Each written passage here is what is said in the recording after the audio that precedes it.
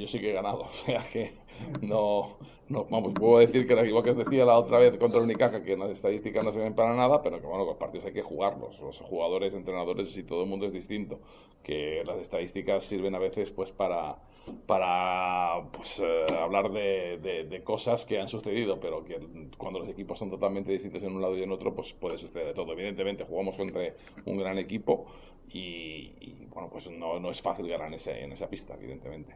Tiene de todo, ¿no? El partido de Andorra encajó poco y metió mucho.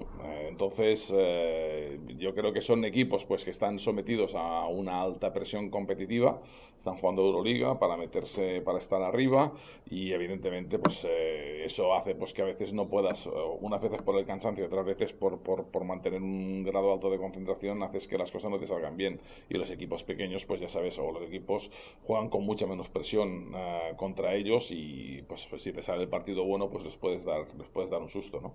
Pero vamos, teóricamente son un equipo que ahora, después de las dos derrotas consecutivas que han sufrido, pues evidentemente estarán muy en alerta para no pinchar más. Sí, hay de todo y hay quien puede pensar que no tenemos nada que hacer, ¿no? Que es un poco lo que les he intentado trasladar estos días, ¿no? Y no podemos pensar eso, o sea, nosotros tenemos que pensar que se puede ganar ante cualquier rival y se puede perder ante cualquier rival, o sea, y tú no puedes preparar un partido y decir, este voy a perderlo, pero el próximo tengo que ganarlo, no, tengo que jugar y tengo que saber sufrir en los dos, ¿no? Y en cada uno pues comporta, evidentemente, cada partido comporta sus cosas y sus situaciones, ¿no? Pero sobre todo la mentalidad, que creo que nuestro equipo es una de las constantes que necesitamos es vital para afrontar estos partidos.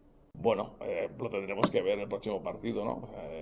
Y espero que no le ponga este, sino que le pongan todos, ¿no? Yo creo que un jugador, sobre todo, no tiene que lucirse ante grandes rivales, tiene que saber lucirse también ante rivales que a lo mejor son los de nuestra liga, ¿no? Y hay otros que ahora en estos momentos no son los de nuestra liga. Entonces tiene que saber lucirse en unos y en otros. No tan solo estar preparado para jugar delante de jugadores top, hay que estar preparado para jugar delante de cualquier jugador. Ese es el buen jugador.